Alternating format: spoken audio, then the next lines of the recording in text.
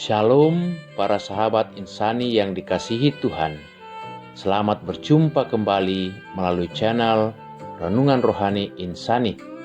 Inspirasi Sabda Allah hari ini bersama Pastor Vius Octavianus yang sedang bertugas melayani di Paroki Santo Yosef Pekerja Gotong-Gotong, Makassar.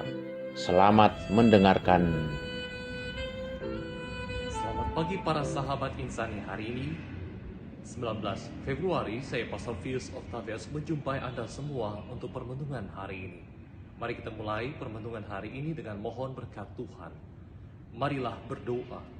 Dalam nama Bapa, Putra dan Roh Kudus. Amin. Bapa yang penuh belas kasih, Engkau mengasihi kami semua dan menganugerahkan waktu untuk berpuasa. Dalam puasa itulah kami menyadari kerapuhan kami dan bagaimana kami berusaha untuk membangun kembali relasi yang penuh kasih dengan-Mu ya Tuhan. Berkati kami dalam menjalani masa puasa ini, karena Engkaulah Tuhan kami kini dan sepanjang masa. Amin. Dalam nama Bapa, Putra dan Roh Kudus. Amin. Bapak Ibu Saudara-saudara terkasih, sahabat insani, selamat berpuasa hari ini. Hari Jumat 19 Februari, hari ini Jumat yang menjadi inspirasi kita untuk menjalani masa puasa. Tuhan sertamu dan sertamu juga. Inilah Injil Yesus Kristus menurut Santo Matius.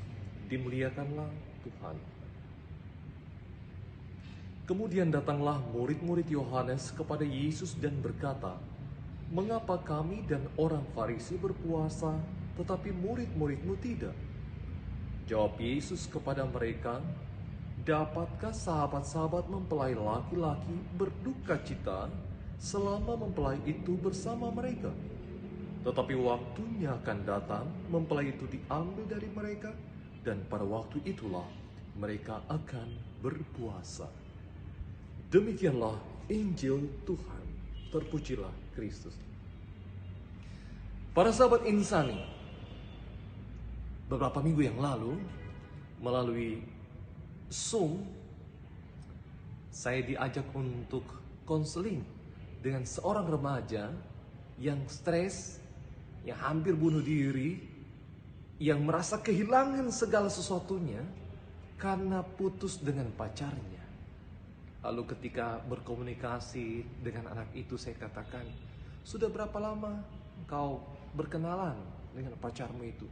"Sudah 2 tahun, Pastor."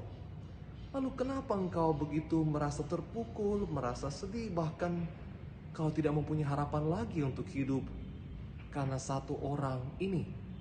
Lalu anak itu mengatakan, "Dia begitu baik. Dia sungguh-sungguh menjadi sesuatu yang luar biasa bagi hidup saya. Apakah dia telah memberikan engkau kehidupan yang lebih baik?" "Tidak." "Apakah dia membiayai hidupmu?" "Tidak." "Apakah dia yang membuat engkau hidup sampai besar dan dewasa seperti ini?" "Tidak juga." Saudara-saudara terkasih, inspirasi dan pengalaman ini membawa kita pada sebuah pertanyaan.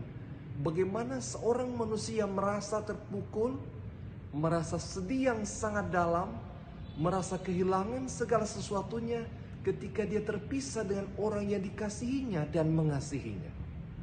Tetapi kalau kita gali lebih dalam lagi, apakah dia telah memberikan kehidupan? Tidak. Apakah dia memberikan kesehatan? Tidak. Apakah dia memberkati? Tidak juga.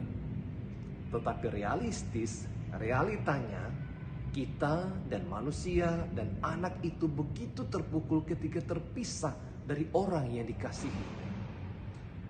Hari ini Injil kurang lebih menjelaskan hal yang sama, bagaimana manusia itu seharusnya jauh lebih sedih, lebih terpukul, lebih merasa kehilangan segala-galanya ketika dia terpisah dari Tuhan.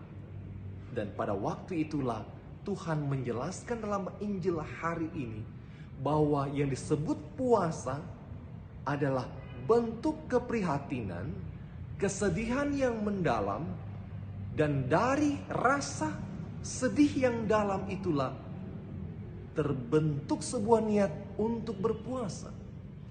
Dan ayat yang kedua tadi Yesus menjelaskan kesedihan yang paling dalam dalam diri dan kehidupan manusia adalah ketika manusia itu jauh terpisah dari Tuhan. Dan ketika engkau terpisah dari Tuhan, itulah saatnya engkau berpuasa. Karena itulah kesedihan yang paling dalam diri manusia, ketika manusia itu jauh dari Tuhan.